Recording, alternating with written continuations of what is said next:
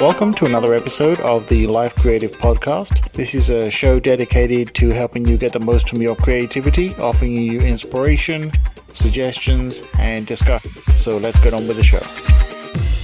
Let's talk about feedback, both giving it and receiving it. And the reason that I bring this up as a topic this week is something that I've noticed becoming a bit of a trend, and it's kind of disturbing in some ways and maybe even a little puzzling in others. I was going through my stats looking on YouTube this week, looking at the analytics, and I put up a new video, and it was kind of funny because I went back just to check that they'd been processed and everything was okay.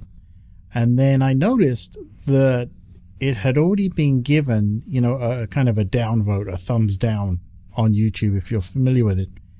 And then I thought, okay, well, that happens, it's not going to appeal to everybody. But then I noticed and realized it hadn't even been played once. It had 0 plays. So it kind of puzzled me. And I thought about it and I thought, well, how can you vote down something? Or for that matter, how can you vote up something if you've not even listened to it? Now, of course, there's nothing new there in some ways, right? There's always going to be biased people out there. Maybe you don't like the work of a particular artist or video producer or podcast or whatever it may be. So, by default, you've taken this stance of, I'm just not going to like it, right? I'm not even going to bother myself with it. I'm just not going to like it. I get that. That's not what I'm talking about here. I'm talking about the fact that you just automatically do it by default. So I thought about this and, and I thought, well, it'd be kind of funny because it wouldn't bother me so much if I got an upvote, a thumbs up for a video before it had been played. So why would it bother me that I got a thumbs down? Because essentially both of those ratings with 0 plays should be dismissed, right? We shouldn't even give it a second thought. And then I realized, of course, part of that is we all like to get recognition for our work and see that it's been appreciated and liked in some way, right? And, no one likes to get negative feedback, but at the end of the day, we also know and accept that, the internet is a place where you have people who will use it for good and people who will use it for bad, or trolls as they're commonly referred to. So then I sort of expanded upon this and I started to think about, the comments that people put on different things, right? It may be photographs, maybe sites with artworks or designs, it may be videos, maybe podcasts, whatever it may be. Anything that has a mechanism for someone to give feedback. And I started to think about, well, there's good and bad there as well, of course. So I have a suggestion, which is, it's okay to not like something, and it's okay to mark it down in whether that's a thumbs down or a -1 or whatever it may be. And it's also perfectly fine to give it a thumbs up or a +1 or, the opposite. Now, what you should do, though, is you should leave a comment. And here's the reason for this, right?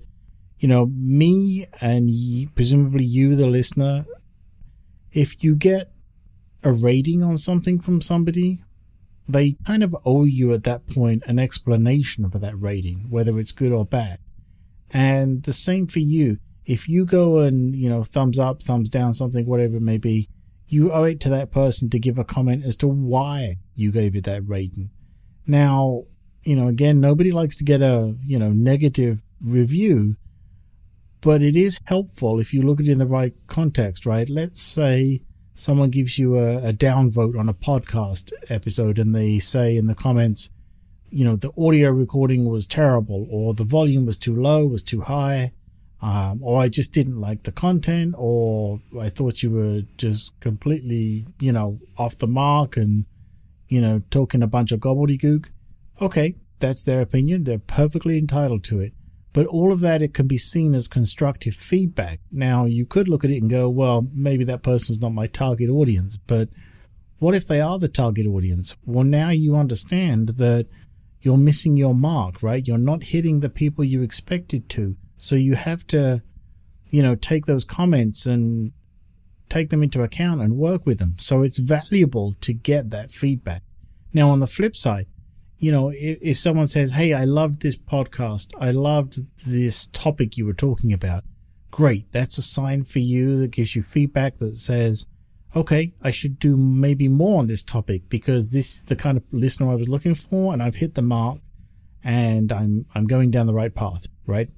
So that's, if you're getting feedback. Now, if you're providing feedback, you should, like I say, do exactly the same thing.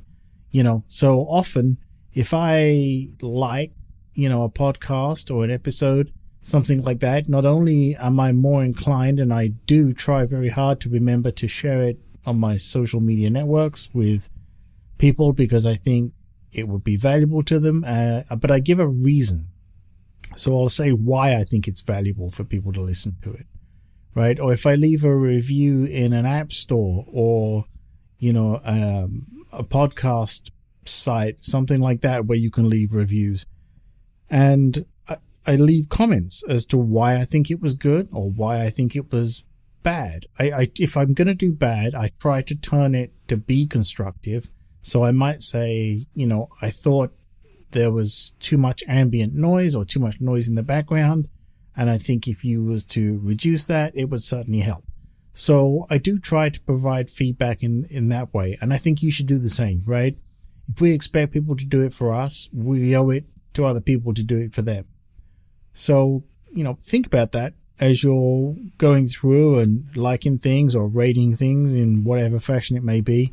If there's the opportunity to leave some feedback, do it because you're helping somebody out. And in return, maybe the universe sees that and balances out and someone's going to help you out. So that's kind of the discussion on feedback there, right? Just don't blindly give it away, be it good or bad.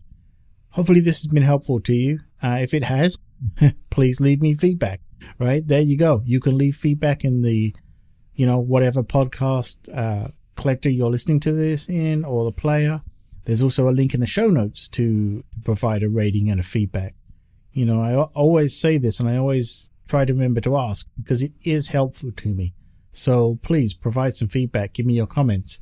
You can go to peterwitham.com/contact if you would rather reach out to me and discuss it. There's a form there you can fill in and provide feedback that way. So with that, stay safe. It's a strange world out there at the moment as I'm recording this podcast, but stay safe. Look after yourself, be mindful to try and look and help others as well. And with that, I will speak to you next time.